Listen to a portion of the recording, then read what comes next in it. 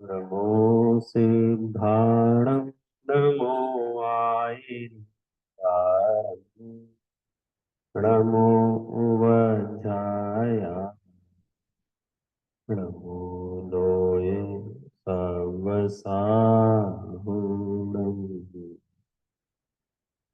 मोक्षमार्गस्य नेतारं कर्मभूभृतां ज्ञातारं विश्वतत्त्वानां वन्दे सद्गुणलब्धये वन्दे सद्गुणलब्धये।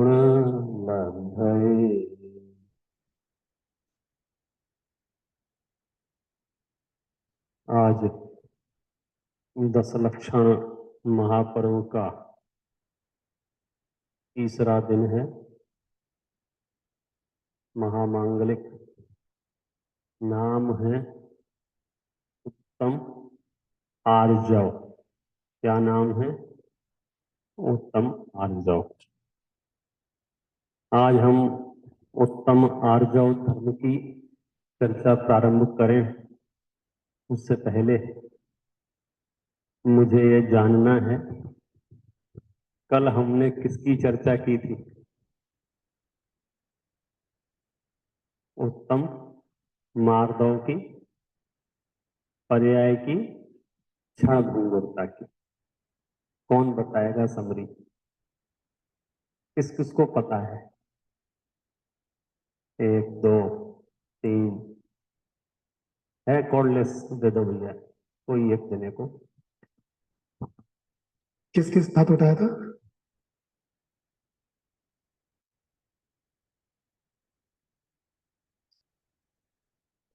तो हमने उत्तम मार्दव धर्म की और पर्यायों की क्षणभंगुरता की बात की थी। उसमें आपने चार शब्द बताए थे।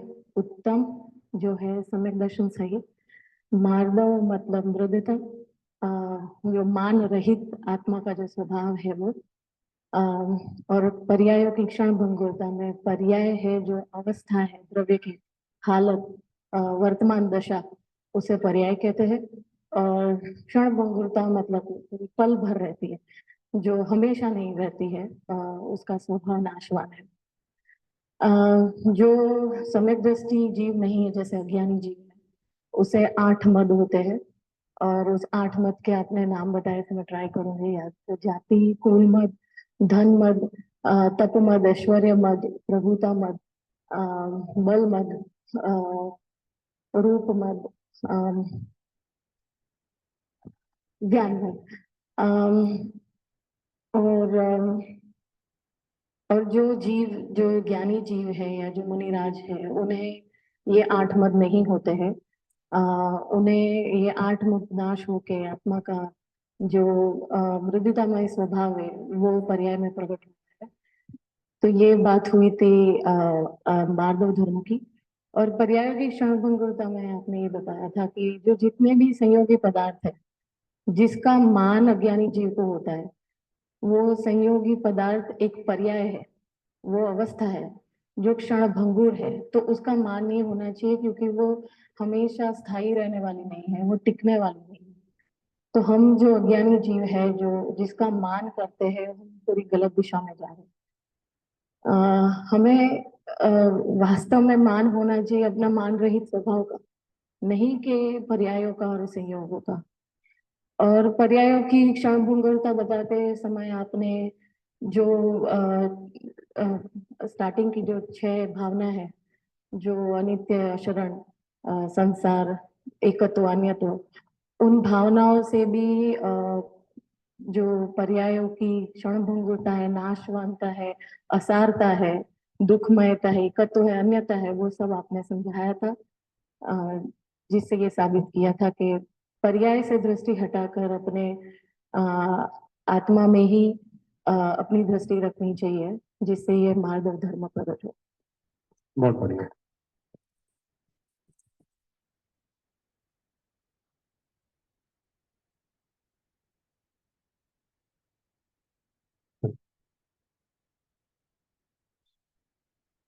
अब हम आज की चर्चा प्रारंभ करते हैं। कल की चर्चा बहुत स्पष्ट थी। हमने पर्यायों की ओर से वस्तुओं को देख रहे थे, और जब हम पर्यायों की ओर से वस्तुओं को देख रहे थे तो वे सारी की सारी वस्तुएं नाशवान दिखाई दे रही थी, क्योंकि पर्याय स्वयं नाशवान। पर्याय का जो कालखंड है या पर्याय की जो उम्र है वो एक समय की है। इसलिए मान करें तो आखिर कैसे करें, किस पर करें? जो नष्ट होने वाला है उस पर कौन मूर्ख मान करे? लेकिन अज्ञानी को ये विश्वास नहीं आता है कि ये सब नष्ट होने वाला है। उसे लगता है कि मैंने जो कुछ भी संपत्ति एकत्रित की है, मैंने जो कुछ भी प्रतिष्ठा कमाई है, मैंने जो कुछ भी धन एकत्रित किया है, ये ज्यों का त्यों मेरी 7 पुश्तें खाएंगी। अब ये विवेक वाली बात है कि जरा अपनी नजर पूरे विश्व के बड़े से बड़े धुरंधर से धुरंधर राजा महाराजा जो जो आपको दिखे वहां डालो। क्या एक भी परिवार में ऐसा संभव हुआ है क्या? एक भी परिवार में बड़े बड़े राजा महाराजाओं ने जो बड़े बड़े किले बनाए, मकान नहीं, रहने के लिए किले बनाए। किले मतलब जिसकी सुरक्षा चक्र बहुत बड़ा होगा, जिसकी दीवारें बहुत मोटी होंगी, ऊंचाई पर पहाड़ पर होगा, एक तरफ खाई होगी ताकि कोई पीछे से आ ना जाए, एक तरफ नदी होगी, बहुत सारी पानी का स्रोत बना रहे, हर व्यवस्था। और उसके बावजूद भी ऐसा देखा गया कि उस राजा ने अपने लिए रहने के लिए किला बनवाया है, 5 दिन रहा है, और 5वें दिन उसको किले के अंदर जो सुरंग बनवाई थी उससे भागना पड़ा। और ऐसा भागना पड़ा कि जिंदगी भर गुमनामी से रहना पड़ा। ऐसे ऐसे राजाओं के किस्से लगभग लगभग हम और आप सब परिचित हैं। तो इसलिए पर्यायों का स्वरूप जानकर अपने मस्तिष्क से ये परद्रव्यों का यदि नशा हो, वैभव का यदि नशा हो, धन का यदि नशा हो, तो ये तो बहुत ही थोथा नशा है, बहुत ही थोथा। अब करें क्या? अज्ञानी जीव के साथ इत्तेफाक से जैसा वो कभी कभी सोचता है लगभग वैसा का वैसा काम हो जाता है। तो उसका दिमाग कहता है कि देखो आज मेरे पास पैसा था तो मेरा काम हो गया। तो अब यहां से वो मिसअंडरस्टैंडिंग उसकी और बढ़ने लग जाती है, और वो बढ़ते बढ़ते बढ़ते बढ़ते अपने दिमाग में ठूस ठूस के भरने लग जाता है, कहने लग जाता है पैसा सब कुछ है, और पैसा हो तो फिर कहने ही क्या, पैसे से तो कुछ भी किया जा सकता है। और इसी तरह की अवधारणाएं धीरे धीरे लोगों के अंदर इतनी घर कर जाती हैं कि वो एक पैसा इकट्ठा करके फिर कुछ भी करना चाहते हैं, और उसके फल में जब उनको उसका अपराध भोगना पड़ता है फल, तो फिर उनको बड़ा तकलीफ होती है। कितने ऐसे किस्से, कितने ऐसे लोग मिल जाएंगे जिनके पास करोड़ों रुपया होगा, करोड़ों रुपया होगा, करोड़ों फॉलोअर होंगे जिनके, आप समझे, मंत्री प्रधानमंत्री सब आके समझो अटेंडेंस डालते होंगे, और जिंदगी जेल में निकालनी पड़ रही होगी। अच्छा, जब अपराध कर रहे होंगे तब ये विकल्प रहा होगा, अपने पास तो पैसा है, दे देंगे जितना मांगेंगे, दे देंगे जितना मांगेंगे, हम तो जज खरीद लेंगे। भाई साहब तुम्हारा पुण्य क्षीण होगा तो चपरासी भी नहीं बिकेगा, वो कहेगा आज मंगलवार है, आज रिश्वत नहीं लेता। बोलो क्या? खेल जो था वो तो आपके स्वकीय कर्मोदय का था, और आपने मान लिया किसी और का, तो सारी एनर्जी हमारी गलत डायरेक्शन में चली गई। खैर जो भी है, हमको इतना ख्याल में आ गया, बहुत बारीकी से खूब सोचने के बाद ये तय है, कोई कितनी ही सेखी क्यों ना बघारे, बाह्य द्रव्यों की, शरीर की, संयोगों की, संपत्ति की, ये सब क्षणभंगुर है। तो अब हमें क्या करना चाहिए? अब हमें क्या करना चाहिए? सरल हो जाना चाहिए। आर्जव का अर्थ है रिजुता। आर्जव माने रिजुता, रिजु माने एकदम कोमल। पूजन करते हैं ना, उसमें एक पद है, यह पुष्प सुकोमल कितना है, तन में माया कुछ शेष नहीं। ये जो पुष्प है ये कितना कोमल है, इसके शरीर में बिल्कुल भी मायाचारी नहीं है, वक्रता नहीं है। निज अंतर का प्रभु भेद कहूं, इसमें रिजुता का लेश नहीं। और अपने हृदय की बात आपको बताऊं तो यहाँ रंच मात्र भी रिजुता नहीं है। चिंतन फिर कुछ, संभाषण कुछ, क्रिया कुछ की कुछ होती, ये हमारी हालत हो रहा। सोचते कुछ हैं, बोलते कुछ हैं, करते कुछ हैं। अच्छा, वो इससे लाभ क्या होगा? लाभ कुछ नहीं होता है, भ्रम होता है। इस विश्व में जितने भी ठग हैं, जितने भी ठग हैं, एक दो बार लोगों को ठग लेते हैं, वे समझते हैं हम एक्सपर्ट हैं, वो अपना हुनर समझते हैं, जबकि उन्होंने ठगा, समझ लिए, उन्होंने झूठ बोला, छल कपट किया और सामने वाले से धन ले लिया। उन्हें क्या लग रहा है कि मैंने जो आधा घंटा झूठ बोला ना, इसलिए धन यहां से यहां आया। सच्चाई क्या है? सच्चाई क्या है राजीव?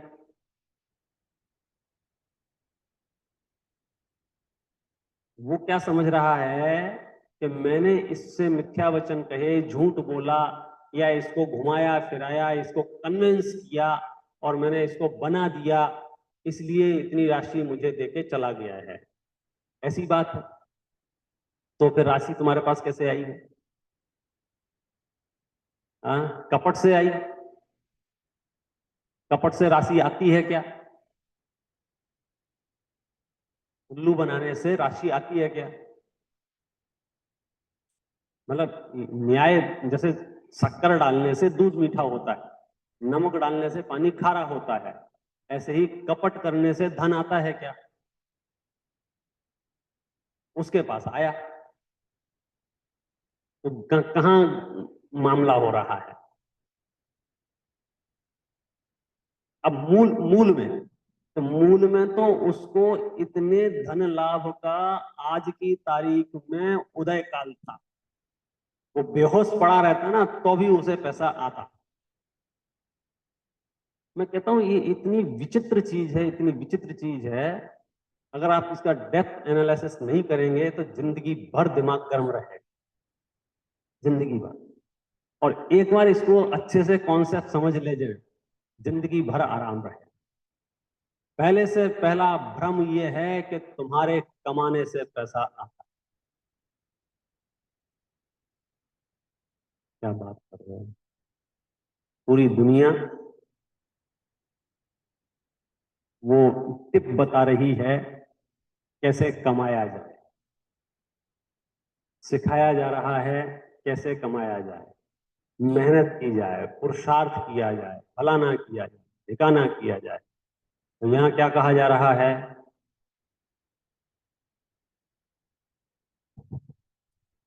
तुम्हारे पुरुषार्थ करने से पैसा नहीं आता है। ये जितने भी लोग बैठे हैं, जिस किसके पास जितना जितना है बताने की आवश्यकता नहीं है।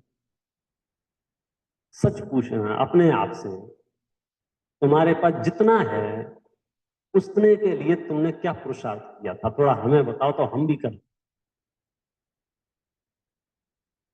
अभी बताना मत, आप सोच के देना, क्या आप बता पाओगे? जिसके पास जितना है, वो जो है वो तुम्हारे पुरुषार्थ से आया है कि बिना पुरुषार्थ के आया है? बहुत बड़ा पैंच है ये।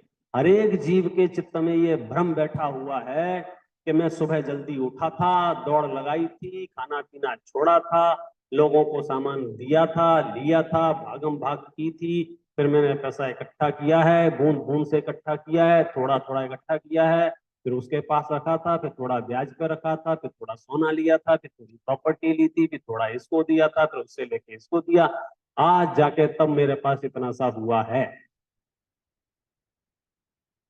तो जो धन है आपके पास वर्तमान में एट प्रेजेंट, 2 रुपए से लेके 2 करोड़ या 2 अरब तक, जो भी है एक्स वाई जेड, उस धन में आपका क्या योगदान है, वो धन आपके पास है।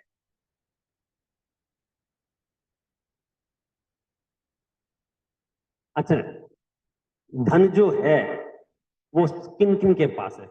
सिर्फ पढ़े लिखों के पास है, अनपढ़ों के पास नहीं।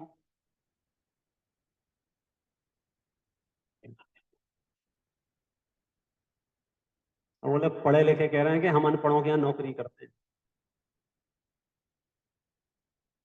सारे अनपढ़ सेटअप लेके बैठ गए हैं और पढ़े लिखों को वहां रख लिया है। तो पढ़े लिखे के पास पैसा ज्यादा है कि अनपढ़ के पास पैसा ज्यादा है? ये कैसे होगा?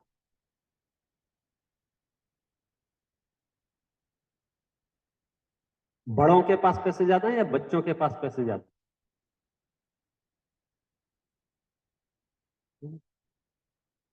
क्या गणित है इसका, हम नहीं समझ पा रहे हैं। देखो, आपने धन कमाने के लिए अपना जीवन खर्च किया है, इसमें कोई दो राय नहीं है। निस्संदेह आपने धन कमाने के लिए जीवन खर्च किया है, लेकिन रिएक्शन में जो धन आपके पास आया है, क्या वो खर्च किए गए जीवन के एवरेज में आया है या उसमें कोई और फैक्टर है साथ में? क्योंकि यदि जीवन खर्च किए गए के हिसाब से देखा जाए तो फिर सबके पास समान होना चाहिए, क्योंकि सबका लगभग लगभग समान जीवन खर्च हुआ है। और यहाँ कभी कभी ऐसे उल्टे मामले हैं कि जिन्होंने ज्यादा जीवन खर्च किया है वे आज भी मतलब खर्च कर रहे हैं, और जिन्होंने थोड़े काल जीवन खर्च किया बहुत संपदा है। ये तमाशा क्या है? एक अथक श्रम करता लेकिन भूखा सोता रात है, कहीं मोतियों के करंड में होता अरे प्रभात है। एक अथक श्रम करता है, पसीना बहाता है, पेट भर के भोजन नहीं मिल पाता है उसे परिवार को, और एक कुछ नहीं करता है, मोतियों की क्या कहते हैं, रत्नों में खेल रहा है। रत्नों के कंचे हैं उसके, पता नहीं कंचे होते भी हैं कि नहीं होते।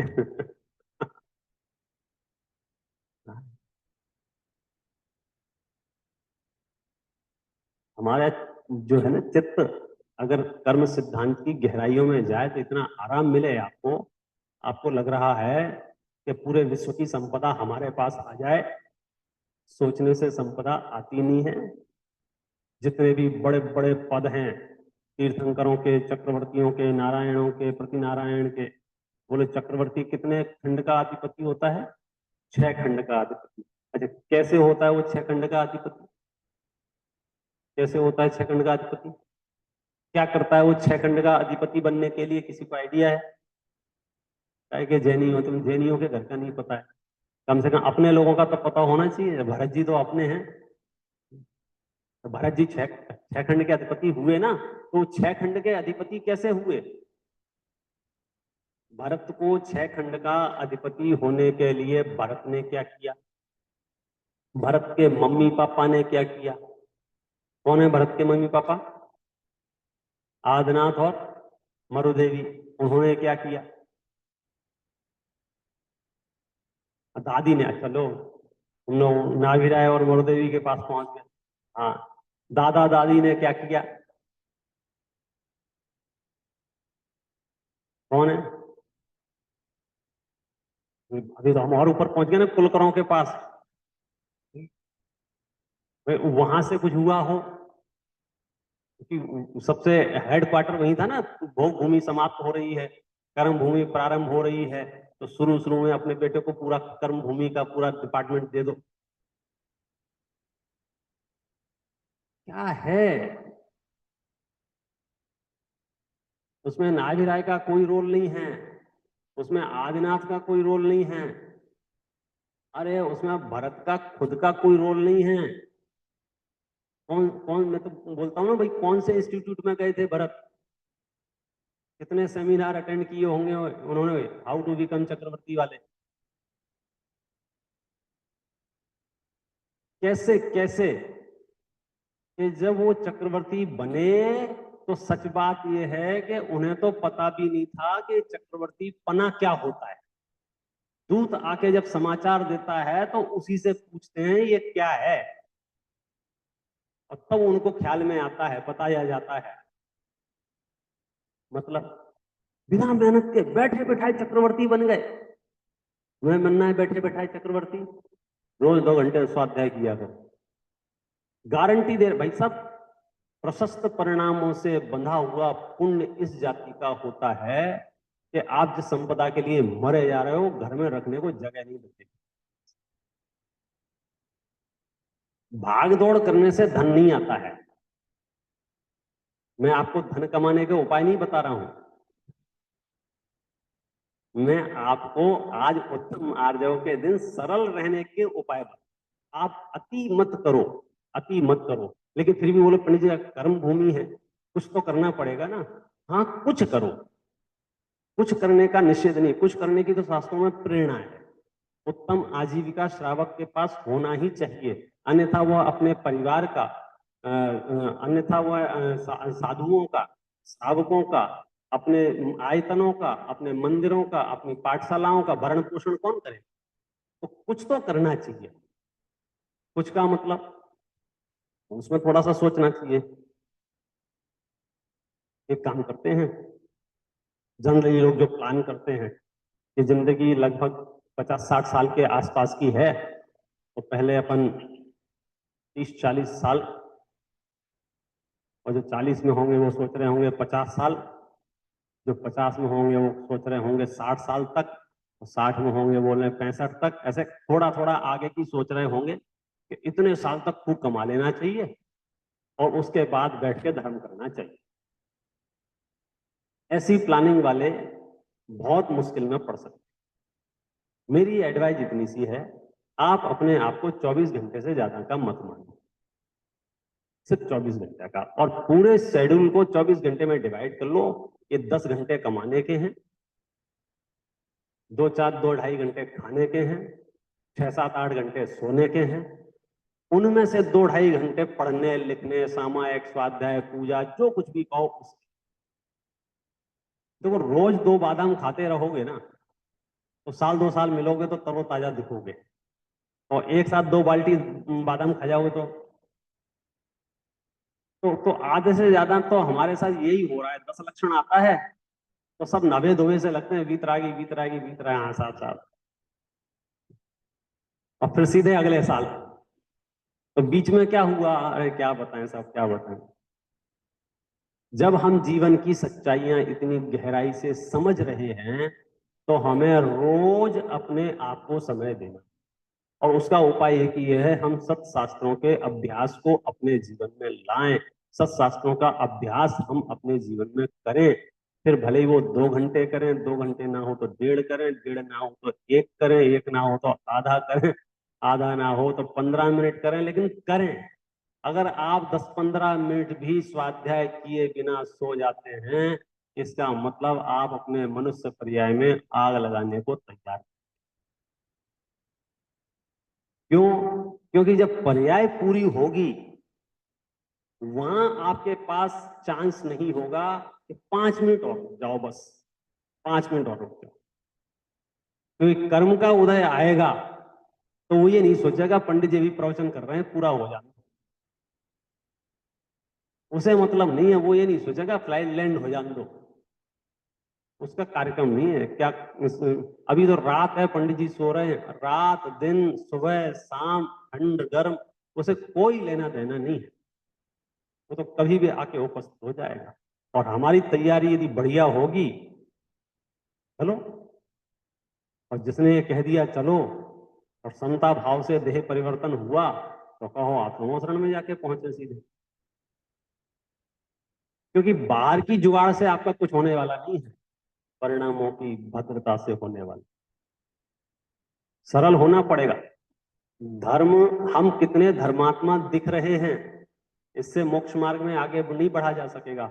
हम सच में कितने धर्मात्मा हैं, इससे फर्क पड़ेगा। और लोगों के सर्टिफिकेट पे तो बिल्कुल ही भरोसा मत करना। बहुत सरल जीवन जियो सच में। लोगों के सर्टिफिकेट पे माने अक्सर हम दूसरों के बारे में या दूसरे हमारे बारे में जो जो क्या कहते हैं जजमेंट देते रहते हैं, ऐसा होगा, इसका ऐसा हो गया, उसको मौत होगी, उसकी सुमौत हो गई, और कुछ नहीं है भाई साहब। सिर्फ और सिर्फ जिसके साथ हो रहा है वो, और केवली परमात्मा, दो के अलावा तीसरे को कोई समझ में नहीं आता क्या हो। मैं दो सच्ची घटनाएं बताता हूं जिनागम की।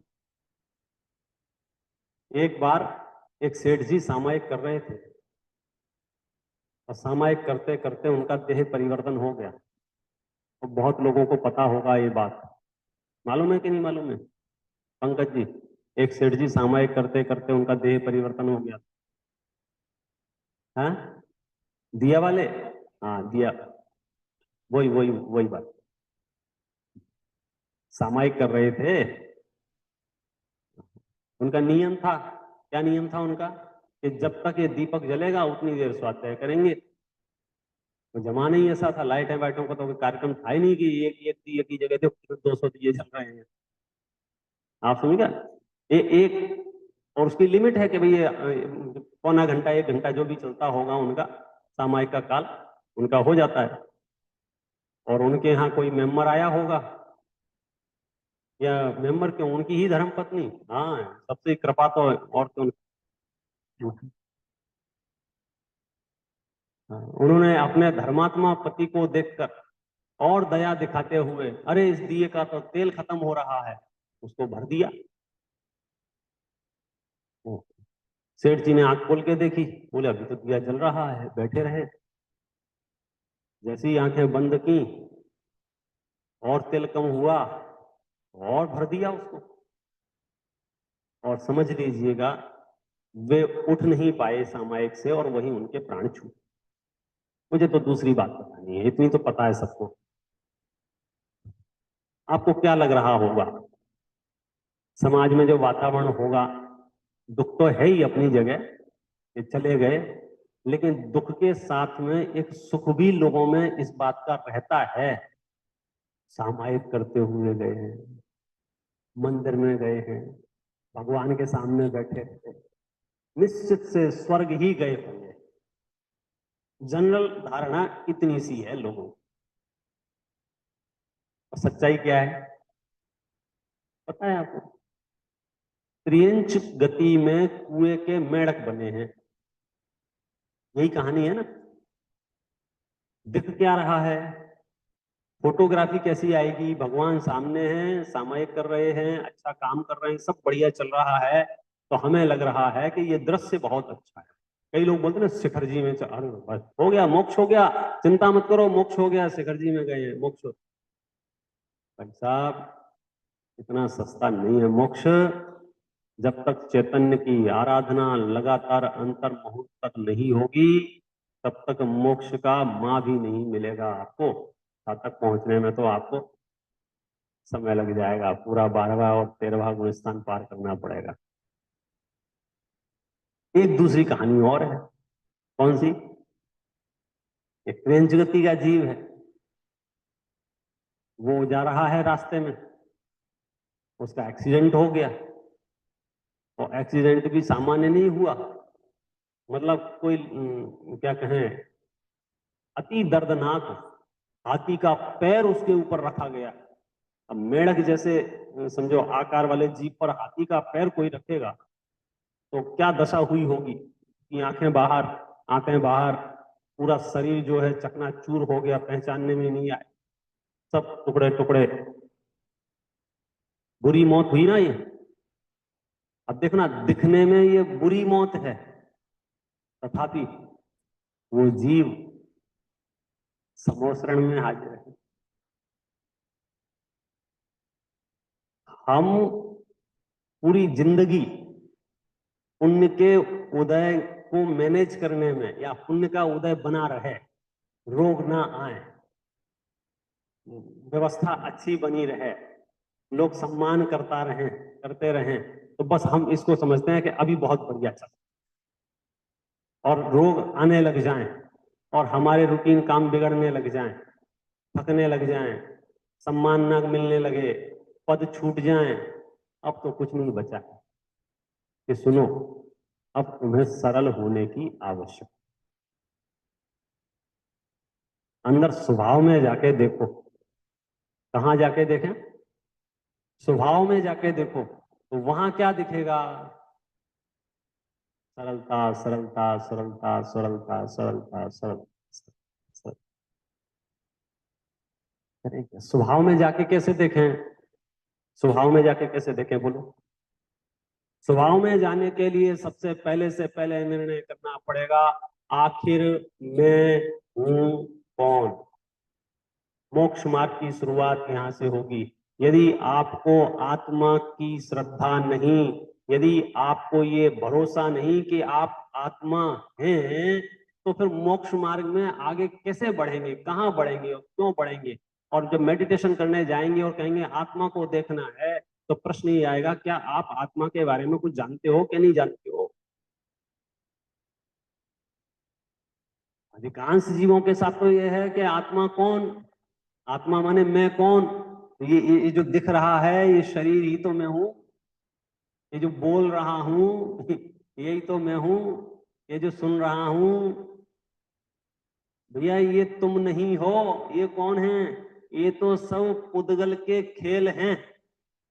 ये सब कौन है? शरीर और आत्मा ये दो भिन्न भिन्न दिखते हैं कि नहीं दिखते हैं? कौन? शरीर और आत्मा। मैं अलग हूं, शरीर अलग है। बोलो ये दिखते हैं कि नहीं दिखते हैं? है कि नहीं? नीतीश भैया, शरीर अलग है, आत्मा अलग है। पक्का कि कच्चा? चलो, अब देखना, अब इसका हम उसका निकालेंगे सार। यदि सच में शरीर अलग है और आत्मा अलग है, तो शरीर का आकार बिगड़ने से, बनने से, सुधरने से तुम्हारा क्या बन रहा है, तुम्हारा क्या बिगड़? अगर मैं शरीर से सर्वथा भिन्न हूं, तो शरीर की कोई भी अवस्था रहे, शरीर की कोई भी परिस्थिति रहे, ये समझ लीजिए शरीर उस स्थिति में पहुंच जाए कि करवट भी लेने की सामर्थ्य मुझ में ना बची हो, तब भी बताओ मैं आत्मा की अनुभूति करने में समर्थ हूं या नहीं हूं?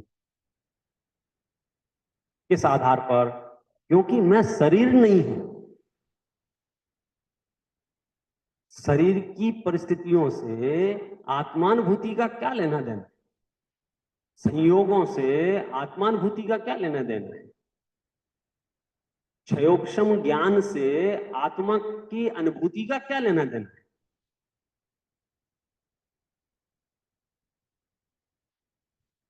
देखो भैया, टेढ़ी म्यान में सीधी तलवार प्रवेश नहीं करती, उसके लिए म्यान भी सीधी चाहिए।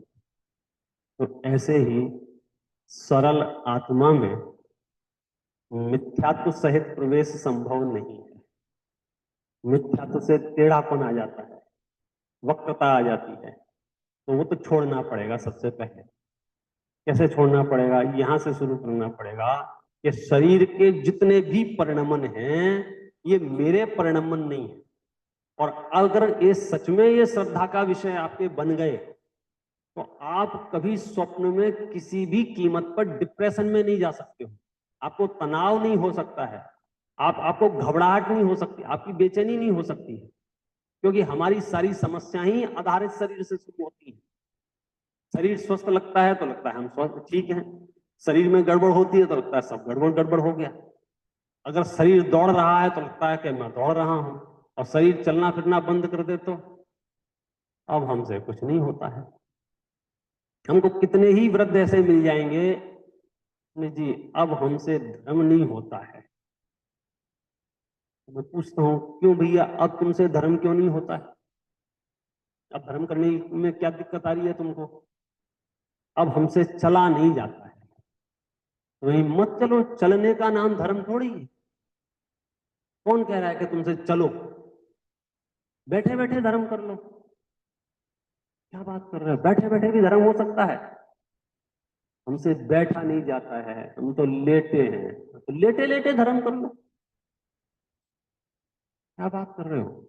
लेटे लेटे धर्म हो सकता है? संभव है लेटे लेटे धर्म होना? है? हाँ, तो कर लो फिर। अरे जब आप सब मिलके कह रहे हो हाँ संभव है, करो खत्म। अनादि काल से जो काम नहीं किया है वो मैं इस पर्याय में कर लूं, इससे ज्यादा इस पर्याय की उपलब्धि और कुछ नहीं हो सकती। तो करूं तो तब जब भरोसा आए। गिरनार पर गए दर्शन करने के लिए, तो डोली करें या ना करें? तो यदि अपने पे भरोसा होगा तो डोली नहीं करेंगे, भरोसा नहीं होगा तो डोली करेंगे। लेकिन ये निर्णय कब करेंगे? चढ़ने के बाद? तो पहले ही करेंगे ना। तो आत्मानुभूति करने से पहले विकल्पों में ये निर्णय होगा कि आत्मानुभूति कहां हो सकती है, कैसे हो सकती है, कब हो सकती है, किसको हो सकती है। और उत्तम आर्जव जैसा दिन है। छल मत करना, मायाचारी मत करना, कपट मत करना। आज के दिन तो कम से कम सरलता से सीधे सीधे आत्मानुभूति कर ले, कोई बीच में बाधक तत्व तो नहीं आएगा। और एक बार यदि आपने आत्मा की अनुभूति कर ली, एक बार यदि आपने आत्मा की प्रतीति कर ली, एक बार यदि आपने अपने आप से कह दिया मैं आत्मा हूं। छेड़ाला में लिखते हैं मोक्ष महल की पहली सीढ़ी।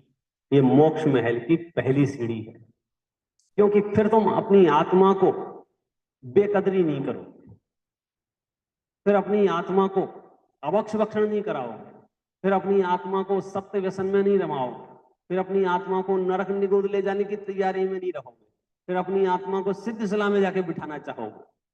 अभी तो अपनी आत्मा के प्रति अपनापन जागृत नहीं हो रहा है। क्यों? शरीर में ही आत्मा की स्थापना कर ली है। न केवल शरीर में आत्मा की स्थापना कर ली है, संयोगों में आत्मा की स्थापना कर ली है। घर, दुकान, मकान, रुपया, पैसा, सोना, चांदी, मकान, सब सब सब में आत्माएं दिखती हैं, एक आत्मा को छोड़कर। किसी का भी नुकसान हो, ऐसा लगता है कि आत्मा का नुकसान हो गया। और आत्मा का जो नुकसान हो रहा है, ठीक है, आज स्वाध्याय नहीं कर पाए हैं कोई, आज सामायिक नहीं हो, कोई बात नहीं, कल कर लेंगे, परसों कर लेंगे। मतलब हमें आत्मा का जो नुकसान हो रहा है वो फील होता है। और गाड़ी का डैमेज हो जाए तो, घर में कोई क्रैक आ जाए, सीपेज आ जाए, कहीं कुछ भी, मोबाइल हाथ से छूट जाए, जिंदा बच जाए,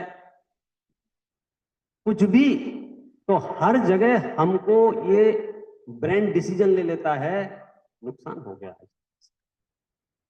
लॉस हो गया, लॉस हो गया, लॉस हो गया। 24 घंटे निकल गए आपके, आपको फील होता है लॉस हो गया। आज तक तो विचार नहीं हुआ, आज तक तो चिंतन नहीं हुआ, आज तत्व का बोध नहीं हुआ, मन का निरोध नहीं हुआ, आत्मा विशुद्ध नहीं हुई, आज संसार से रुचि घटी नहीं, मोक्ष की रुचि बढ़ी नहीं, मैत्री भाव प्रवाहित। तो लॉस लॉस नजर नहीं आ रहा है ना, लॉस नजर नहीं आ रहा है, इसका मतलब तुम्हें अभी आत्मा को आत्मा स्वीकार हुआ नहीं। तुम्हें लग ही नहीं रहा है कि मैं आत्मा हूं, और यदि मैंने इस आत्मा को अपने श्रद्धान में लिया, ज्ञान में लिया, आचरण में लिया, तो मेरा मोक्ष मार्ग शुरू हो जाए। एक तो समस्या क्या है, अपने आप को आपने अंडर एस्टिमेट बहुत कर दिया। कितने लोगों को तो ये बड़ी बड़ी बातें लग रही होंगी, पंडित जी अभी तो ABCD हमको सीखने दो, फिर ये आत्मा की अनुभूति और मोक्ष। अभी तो अभी तो अभी तो आचार्य कह रहे हैं अभी नहीं तो कभी नहीं। हमने तो पुराणों में देखा है, जंगलों में मुनराज बैठे हैं, भील आया, मैं कौन हूं? तुम आत्मा हो। अच्छा, क्या करूं? छोड़ दो, छोड़ दो, ये नियम ले दो, दे दो। मतलब कितना सहज था एक महाविकृत जीव का निर्मल मार्ग में प्रवेश होना। ये कितना कठिन हो गया है। हमारा कुल उत्तम है, हमारा बुद्धि समझो, हमारी वातावरण, हमारा परिवार, हमारे आसपास शास्त्र सब कुछ है, फिर भी हमको जो है, तो पता है मूलाचार ग्रंथ जैसे सुबह चल रहा है तो उसमें एक प्रकरण और आता है। उसमें ये प्रकरण आता है कि जब आदिनाथ भगवान का समवसरण लगा था तो उन्होंने बहुत विस्तार से उपदेश दिया, बहुत विस्तार से उपदेश। पूछा कि भैया क्यों इतना विस्तार से उपदेश क्यों दिया था? क्योंकि नई नई कर्म भूमि शुरू हुई थी ना, तो जीव बड़े भोले थे। भोले माने, भोले का मतलब समझते ही होंगे। हाँ, मतलब उन्हें कुछ समझता नहीं था, सूझता नहीं था। क्यों? क्योंकि कल्प वृक्ष थे, भूख लगी, कपड़े चाहिए, मकान चाहिए, जो चाहिए था कल्प वृक्षों से मिल जाता था। तो जब कुछ करने के लिए बुद्धि ना लगाना पड़े तो सहज भोलापन आ जाता है, तो ये सब काम पूरे हो रहे हैं। तो इसलिए बड़े भोले जीव थे बेचारे, समझते नहीं थे, सरल थे, क्योंकि उन्हें बहुत द्वंद्व फंद नहीं करना पड़ता था, सरल थे, भोले थे, विस्तार से समझाना पड़ा। फिर बाकी ने संक्षिप्त में उपदेश दिया। अजितनाथ भगवान का उपदेश संक्षिप्त में हुआ, संभवनाथ का संक्षिप्त में हुआ, पार्श्वनाथ तक संक्षिप्त में हुआ, और महावीर भगवान का उपदेश फिर विस्तार से हुआ। तो फिर पूछा वहां प्रश्न कि अब क्यों विस्तार से हुआ? अब तो तब तो समझ में आया बेचारे भोले थे, अब तो एक्सपर्ट है ना। अब तो अब तो हर एक उसमें लिखा है। वे तो अज्ञानी थे, भोले थे, अब के जीव कुटिल थे। कुटिल शब्द का प्रयोग किया है। मतलब यहां तक आते आते कुटिल हो गए थे। कुटिल हो गए थे माने कर्म भूमि थी ना, फिर राजा बन रहे, फिर जमीन छीन रहे, फिर ये कर रहे, तो ये सब करने में कुटिलताएं शामिल हो जाती हैं। अच्छा, जब जीव कुटिल हो जाता है तो एक बार में उसको सही बात समझ में आती नहीं, क्योंकि कुटिल जीव को हर बात में संदेह नजर आता है। वो बड़ा शंकित रहता है, भयभीत रहता है, डाउट रहता है उसे, हमें हम हर बात में पता नहीं ये अपने अपने मतलब के लिए नहीं ऐसे बोल रहे, इसमें इनका कुछ तो फायदा होगा, नहीं तो कौन अपना समय खराब करता है। मतलब कहीं ना कहीं वो ऐसा तिकड़मबाजी लगा लेगा जो तत्व सीधा आ रहा था तो उसमें फिल्टर हो, जैसे ही फिल्टर लगे स्लो हो गया तो वो रुक गया। तो बोले भगवान महावीर का उपदेश बहुत विस्तार से हुआ, क्योंकि अभी के जीव बहुत कुटिल होने लगे हैं। अब भगवान महावीर को गए हुए तो 2500 साल हो गए, कुटिलता कितनी आगे बढ़ गई होगी अपन नहीं कह रहे हैं कौन कितना कुटिल है। ये तो शास्त्र में जो शब्द लिखा था मैंने बोल दिया, सहज है, और ये हमें दिख रहा है, पूरे विश्व में दिख रहा है। आपके जीवन की, आपके खान पान की, आपके रहन सहन की जो सरलताएं थी वो सब खत्म हो गई, देखते देखते गायब हो रहा है। कभी कभी तो आश्चर्य इस बात का हो रहा है, इस धरती पर जितने प्राणी हैं, जितने प्राणी, मैं आपसे पूछता हूं उनके जीवित रहने में सबसे बड़ा कारण क्या है? तो आप कहेंगे भोजन, बराबर। चाहे वो एक इंद्री हो, चाहे दो इंद्री हो, चाहे तीन हो, चार, मतलब भोजन उनके जीवित रहने में सबसे मुख्य कारण है। सर्वाइव, समझो, समझ लीजिएगा कि भोजन नहीं तो कुछ नहीं, बराबर। अच्छा, भोजन सीधे शरीर को लगता है, सबसे मुख्य चीज है। भोजन यदि सही है तो शरीर स्वस्थ है, भोजन यदि स्वास्थ्य के अनुकूल है तो मन स्वस्थ है। यानी कि भोजन आपकी सबसे प्रायोरिटी होना चाहिए, हाइजीन के लिए, शुद्धता के लिए, हर चीज के लिए। और दुर्भाग्य देखो, सबसे गंदी चीज कोई आज बन पड़ी है तो मनुष्यों के खाने की, उनकी मर्यादाएं, उनकी एक्सपायरी, उनकी प्रोसेस, और फिर उनको सुरक्षित रखने के लिए मिलाए जाने वाले केमिकल, और फिर कृषि में यूज किए जाने वाले पेस्टिसाइड, मतलब आपसे जो सबसे ज्यादा खतरनाक चीज क्या बनती जा रही है, खाने की। और सबसे आवश्यक चीज क्या थी, कपड़ा। यदि मेरा ये 300 रुपए मीटर की जगह 200 वाला होता तो भी चल जाता। आप ऐसा नहीं बोलते प्रोजन नहीं कर पाओगे आप, 100 वाला होता तो भी चल जाता। मतलब रेट से मतलब कम ज्यादा में फर्क नहीं पड़ेगा वस्त्रों में। मकान मेरा छोटा होगा कि बड़ा होगा, चल जाएगा। गद्दा 6 इंची का हो, 4 इंची का हो, 3 इंची का हो, चटाई हो, दरी हो, नहीं हो, चल जाएगा। लेकिन आप कल्पना कर सकते हो, भोजन नहीं होगा, चल जाएगा? नहीं चलेगा। आप विचार करो, हमने भोजन में कितना कंप्रोमाइज किया, कितना। आधों को तो पता ही नहीं है खा क्या रहे हैं, पता ही नहीं है। आधे तो इंग्रेडिएंट पढ़ने के भी इच्छुक नहीं है, इतने भूखे हैं, मतलब स्पीड में। लाओ हाथ में दो, पैकेट खोलो, और उसके विस्तार में अगर जाओगे ना आप, कब बना है, कहाँ बना है, किसके यहाँ बना है, उसकी प्रक्रिया में क्या क्या चीजें मिलाई गई हैं, कितने इसमें भक्ष्य पदार्थ हैं, कितने अपक्ष पदार्थ हैं। जैनाचार्यों की सलाह मानोगे तो आपका जीवन बहुत सुरक्षित रहेगा। चरणान योग मानोगे तो वही है। जब अति हो जाती है तो सब मानते हैं, नहीं मानते ऐसा नहीं है। कोरोना में नहीं देखा था, पानी छानने पर प्रश्न करने वाले सांसें भी छान छान के ले रहे थे। डबल, एक और, दो क्यों, हाँ भैया, 2 मास्क। पानी छानने में जिनको आफत लग रही थी ना, संकट लग रहे थे, बोलो हवा छान रहे थे, हवा, हवा छान के पिएंगे हम, हवा छान के पिएंगे। क्यों? उस समय हमें मौत का डर था।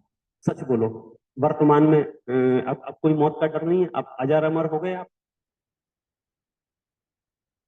अब आपको कुछ बीमारियां नहीं हो सकती हैं, अब आप अस्वस्थ नहीं हो सकते हैं।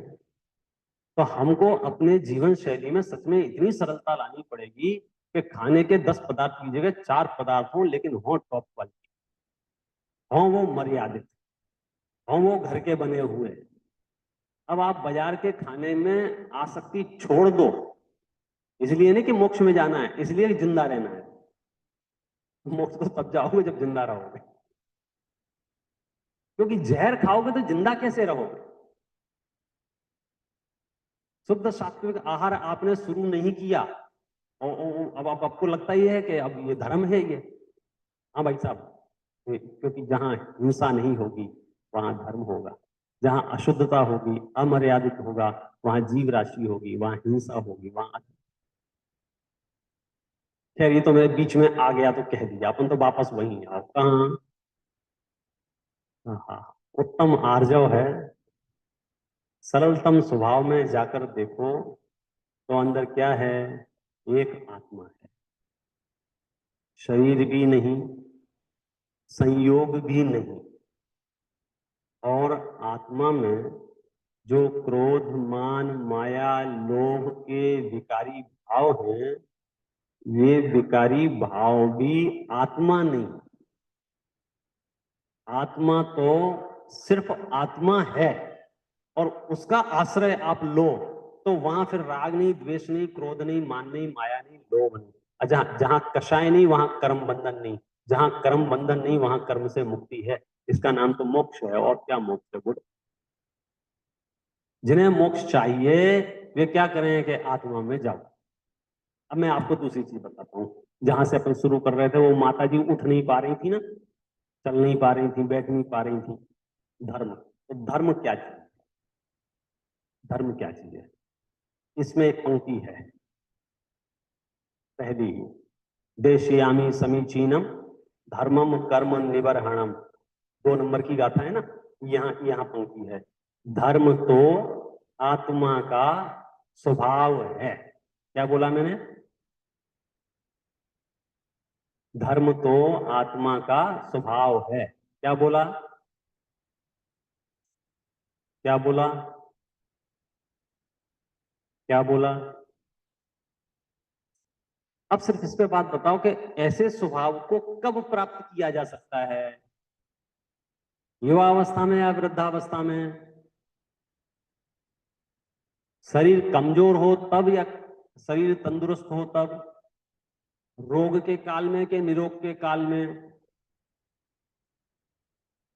मैं सिर्फ ये बताना चाह रहा हूं कि धर्म 24 घंटे की जाने वाली चीज है। मंदिर में आके जो करते हैं वह सच में कर्म है। कौन सा? प्रशस्त कर्म। व्यापार आदि में जाके करते हैं वो कर्म है। कौन सा? अप्रशस्त कर्म। हाँ, प्रशस्त कर्म आपको धर्म में निमित्त बन जाता है, क्योंकि प्रशस्त कर्म में थोड़े परिणाम शांत होते हैं और धर्म की ओर जाने की संभावना बढ़ जाती है।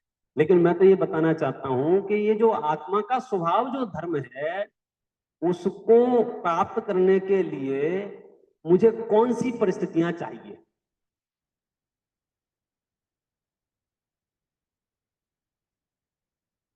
कोई नहीं चाहिए, कोई भी परिस्थिति में।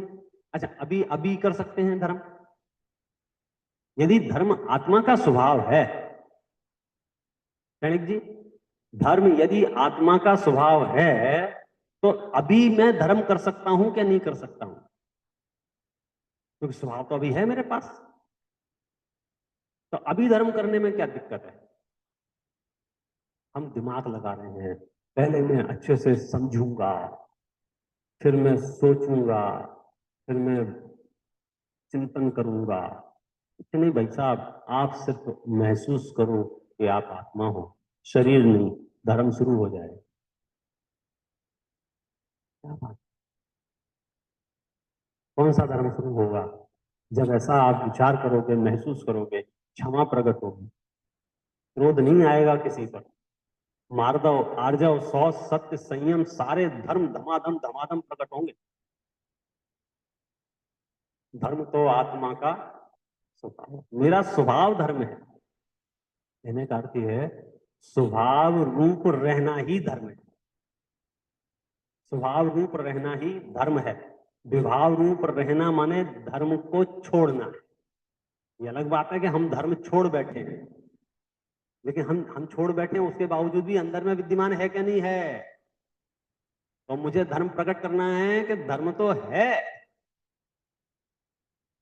कॉन्सेप्ट इतना सा है, जो लोग अभियान चलाते हैं ना, कौन सा अभियान? नदियों को गंदा मत करो, मत साफ करो अभियान, नदियों साफ करो, नदियां साफ करो, नदियां साफ करो, आंदोलन चलाते हैं, अभियान चलाते हैं। सच बात यह है, तुम सिर्फ गंदा करना बंद कर दो, कुछ अभियान की आवश्यकता नहीं। नहीं, पॉइंट समझ में नहीं आया? यदि आप अगर गंदा करना बंद कर देंगे तो उसका तो नेचुरल जो प्रवाह है वह स्वयं ही स्वच्छ धवल निर्मल है। वहां तो गंदगी का कोई काम है ही नहीं। वो तो तुमने चार चीजें डाली तो गंदगी हुई, अन्यथा कोई दिक्कत नहीं है। ऐसी ही आत्मा में जो ज्ञान धारा बह रही है, आत्मा में जो स्वभाव बह रहा है, वहां तो त्रिकाल शुद्ध शुद्ध शुद्ध शुद्ध शुद्ध शुद्ध शुद्ध परिणमन चल रहा है। हमने उसमें राग द्वेष क्रोध मान माया लौकिक कचरा फेंक फेंक के और हमारी आत्मा बहुत गंदी दिख रही है। तो 5 मिनट के लिए वो कचरा डालना बंद करो, आपको देखेगी आत्मा में स्वच्छता ही स्वच्छता है। क्योंकि आत्मा, आप समझ लो, नदियों में कितना ही कचरा पकड़ दो फिर भी नदी कचरे रूप नहीं हुई है। नदी भिन्न है, कचरा भिन्न है। दुनिया में होड़ लगी हुई है, पेड़ लगाओ अभियान लगाए, पेड़ लगाओ अभियान, जंगल बचाओ, पेड़ लगाओ, जंगल बचाओ, पेड़ लगाओ। भाई साहब तुम काटना बंद कर दो बस, और बैठ जाओ हाथ पे हाथ रख के, पूरे विश्व में जंगल ही जंगल होंगे। वही है कि इस हाथ से हम 10 पेड़ काटेंगे और एक लगाने का नाटक करेंगे, तो इससे क्या होने जाएगा?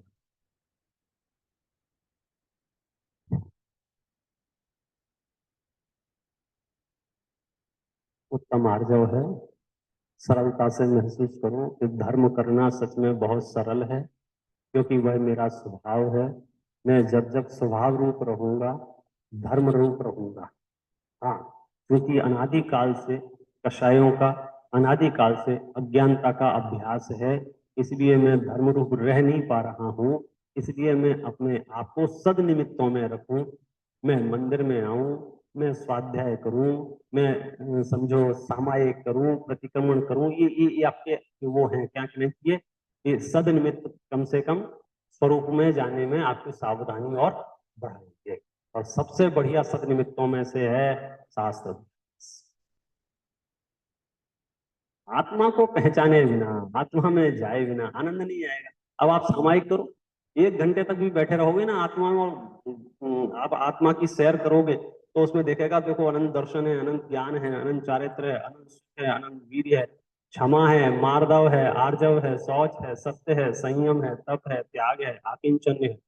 प्रभु मैं सब बातें पूरा, मैं पूरी तरह से भरा हुआ तत्व हूँ। दरिद्री की तरह हाथ फैलाना मेरे बस की बात। मैं क्या याचना करूं किसी से, संसारियों से क्या याचना करूं। तीर्थंकरों का मार्ग है ये।